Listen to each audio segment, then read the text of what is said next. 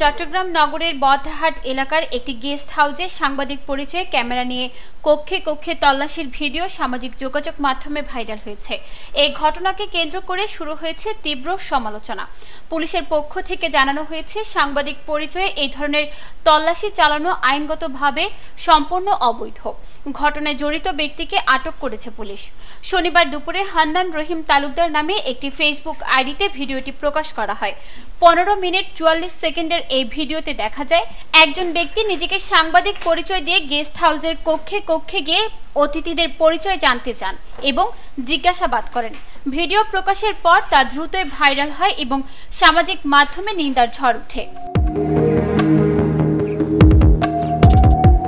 ভিডিওতে দেখা যায় ওই ব্যক্তি বদরহাটের একটি গেস্ট হাউসের প্রধান ফটকে গিয়ে প্রথমে দরজা খুলিয়ে নেন।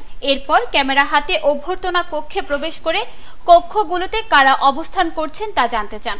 পরে একের পর এক কক্ষে ঢুকে অতিথিদের বের করে এনে পরিচয় জানতে চান। অনেকে নিজেদের বৈধভাবে আসা দম্পতি হিসেবে পরিচয় দিলেও ওই ব্যক্তি বারবার সন্দেহ প্রকাশ করেন। এমনকি এক দম্পতির বিয়ের বৈধতা নিয়েও প্রশ্ন তোলেন তিনি।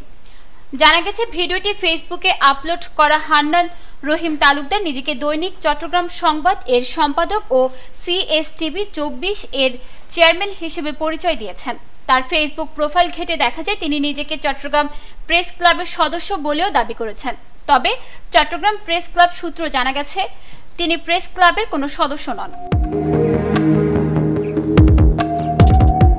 ঘটনার বিষয়ে জানতে চাইলে চান্দগাঁও থানার ভারপ্রাপ্ত কর্মকর্তা আফতাব উদ্দিন বলেন, কোনো সাংবাদিকের এভাবে গেস্ট হাউসে ঢুকে কক্ষে কক্ষে গিয়ে তল্লাশি চালানোর কোনো এখতিয়ার নেই। এটি আইন বিরুদ্ধ এবং ব্যক্তিগত গোপনীয়তায় হস্তক্ষেপের শামিল।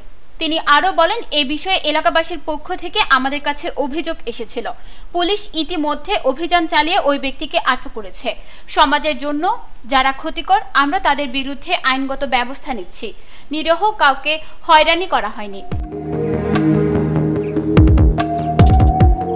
নিউজ ডেস্ক, চট্টগ্রাম সময়।